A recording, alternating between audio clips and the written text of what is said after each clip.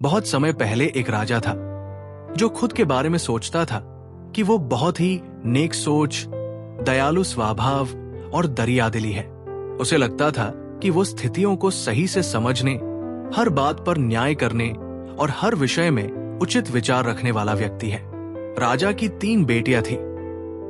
एक दिन उसने अपनी बेटियों को बुलाकर कहा, मेरे पास जो भी है वो सब तुम्हारा है। तुम तीनों को मुझसे ही जीवन मिला है। मेरी इच्छानुसार ही तुम तीनों का भूत, वर्तमान और भविष्य बना हुआ है, जो आगे भी ऐसे ही बना रहेगा। मैं ही तुम तीनों का भाग्य बनाता हूं। राजा की ये बात सुनकर उसकी 2 बेटियों ने शांत मन से राजा की बात में हामी भर दी, लेकिन तीसरी बेटी ने ऐसा नहीं किया। उसने कहा, नहीं, मुझे तो नहीं लगता है कि आपके हाथों में मेरा भाग्य है। राजा ये सुनते ही गुस्से में आ गया। उसने अपनी तीसरी बेटी की कही बातों को एक चुनौती के रूप में स्वीकार किया। उसने खुद को अपनी तीसरी बेटी के सामने सही साबित करने की ठान ली और उसे जेल में बंदी बना दिया। इस वजह से राजा की तीसरी बेटी कई सालों तक जेल में ही बंद रही।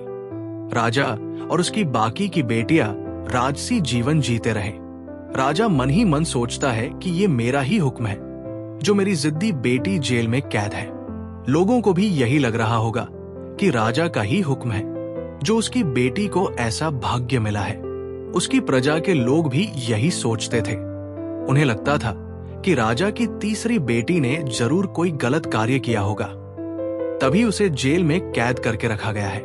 वरना कोई भी पिता अपनी बेटी के साथ भला ऐसा क्यों ही करेगा। राजा कभी कभी जेल में कैद अपनी तीसरी बेटी से मिलने के लिए जाता था। उसकी बेटी बहुत कमजोर हो गई थी, लेकिन अभी भी उसके विचारों में कोई बदलाव नहीं आया था। मगर राजा अपनी कमजोर होती बेटी की हालात और नहीं देख पा रहा था। एक दिन उसने अपनी तीसरी बेटी से कहा, इस तरह से तुम्हारा जिद करना मुझे बहुत गुस्सा दिलाता है। अगर तुम इसी तरह मेरी आंखों के सामने रही तो गुस्से में मैं न जाने क्या कर बैठूंगा। मैं तुम्हें मौत की सजा भी दे सकता है, लेकिन मैं एक अच्छे दिल का हूं। इसलिए मैंने सोचा है कि तुम अब मेरे राज्य के पास के ही एक जंगल वाली जमीन पर जानवरों के साथ रहोगी।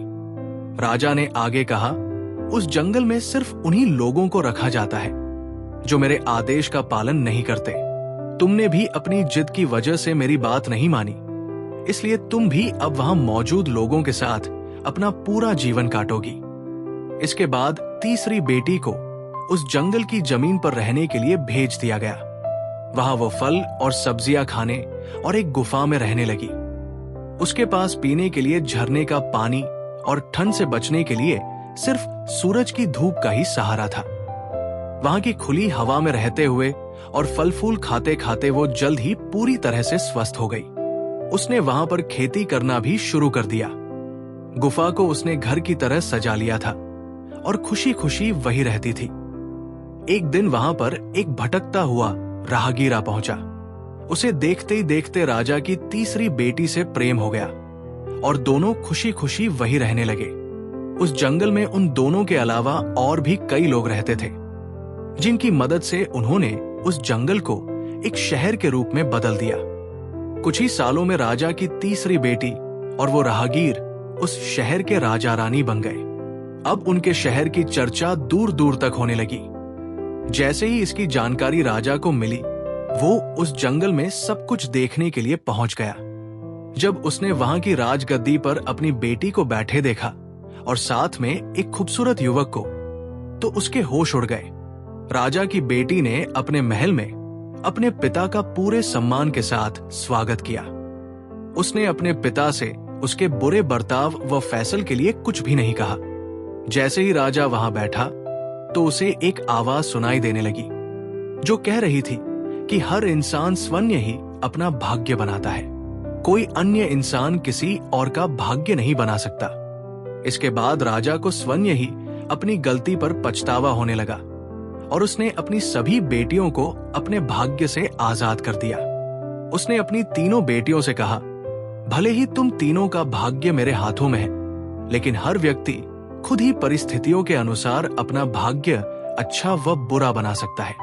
कहानी से सीख, राजा और उसकी 3 बेटियों की कहानी हमें ये सीख देती है कि कोई भी व्यक्ति किसी का भाग्य बना या बिगाड़ नहीं सकता।